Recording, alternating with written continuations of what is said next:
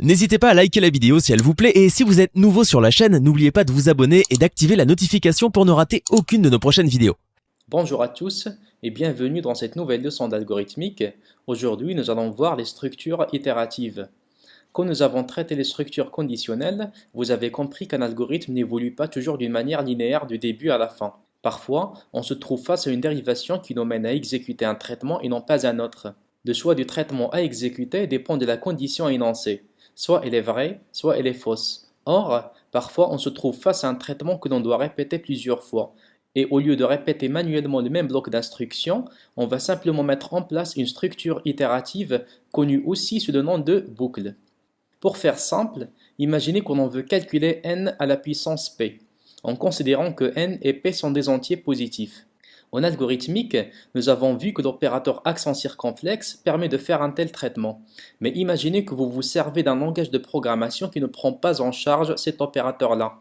Dans ce cas, il faut que vous indiquiez au programme comment calculer cette puissance-là.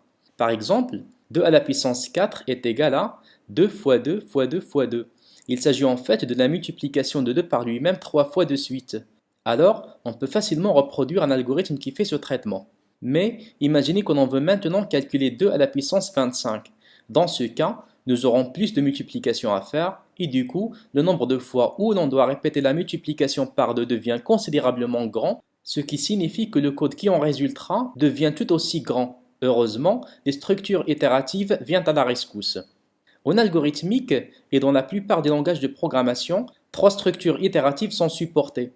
La structure tant que, la structure pour et la structure répétée. En gros, ces 3 structures servent à faire la même chose, répéter le traitement autant de fois que nécessaire d'une manière automatique sans être obligé de réécrire le même code de nombreuses fois. Commençons par la structure tant que.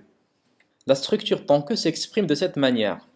La condition placée après tant que renvoie un résultat booléen, donc soit vrai ou faux, et elle peut représenter une expression faite à l'aide des opérateurs logiques ou, et ou non. Dans ce cas, l'exécution de la liste des instructions sera répétée tant que la condition est vraie à la manière de l'organigramme suivant. En effet, quand on arrive à la condition, celle-ci est évaluée. Si elle est vraie, alors le bloc d'instruction est exécuté. Puis on retourne pour vérifier la condition à nouveau. Si elle est encore vraie, on réexécute le même bloc d'instruction et l'opération se répète de la même manière jusqu'à ce que l'on vérifie la condition et que celle-ci devienne fausse. Dans ce cas, on ignore le bloc d'instruction et on poursuit l'exécution du reste du code. On dit alors qu'on a quitté la boucle ou on est sorti de la boucle. Car sur l'organigramme, ça se voit bien que la forme de la structure illustre bel et bien une boucle. On appelle chaque répétition de la boucle une itération. Par exemple, si la boucle est exécutée 4 fois, on dit qu'on a effectué 4 itérations. Supposons que l'on veut écrire le message bonjour autant de fois que l'utilisateur le souhaite. Nous allons donc écrire l'algorithme suivant.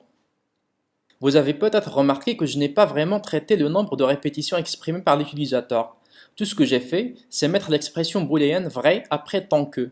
Dans ce cas, la condition de la boucle est toujours vraie et celle-ci tournera indéfiniment. On aura donc une infinité de messages bonjour sur l'écran. Dans le jargon de la programmation, on appelle ce phénomène une boucle infinie. Normalement, il faut bien que la condition finisse par devenir fausse, ce qui constitue la condition de sortie de la boucle afin de poursuivre le reste du traitement. Pour cela, nous allons introduire une autre variable de type entier que l'on appelle compteur de la boucle. Cette variable-là changera de valeur à chaque itération. Dans ce cas, la condition à mettre dans la structure tant que est le fait que le compteur soit égal à une valeur donnée. Et puisque celle-ci change de valeur à chaque fois, alors il finira bien par devenir égal à cette valeur-là. Bien entendu, si l'algorithme est bien écrit. Réécrivons maintenant l'algorithme en prenant en compte le compteur que l'on identifiera par i. Dans ce cas, après avoir récupéré la valeur de la variable n qui représente le nombre de bonjours à écrire, nous avons initialisé le compteur de la boucle à 0, puis nous avons amorcé la boucle. Pour mieux comprendre comment ça se passe, imaginons que l'utilisateur a saisi le nombre 3. Donc la variable n vaut 3 et elle conservera cette valeur jusqu'à la fin de l'algorithme. Avant d'entrer dans la boucle, la variable i vaut 0. La condition i est strictement inférieure à n et donc vraie, car 0 est strictement inférieur à 3. Alors on écrit bonjour et on incrémente la variable i, c'est-à-dire que l'on ajoute 1 à la variable i et on stocke le résultat dans i elle-même. À ce stade, i vaut 1. On boucle au début de la structure et on vérifie la condition i strictement inférieure à n qui est encore vraie car 1 est strictement inférieur à 3. On affiche bonjour encore une fois et on incrémente i dont la valeur devient 2. À ce stade, nous avons affiché 2 fois bonjour. On recommence avec la condition qui est toujours vraie car 2 est strictement inférieur à 3. On affiche bonjour une fois de plus et on incrémente i qui vaut maintenant 3. Jusqu'ici, nous avons affiché 3 fois le message bonjour, ce qui correspond au résultat escompté. Cependant, il faut recommencer pour vérifier la condition, qui, cette fois, devient fausse car 3 n'est pas strictement inférieur à 3.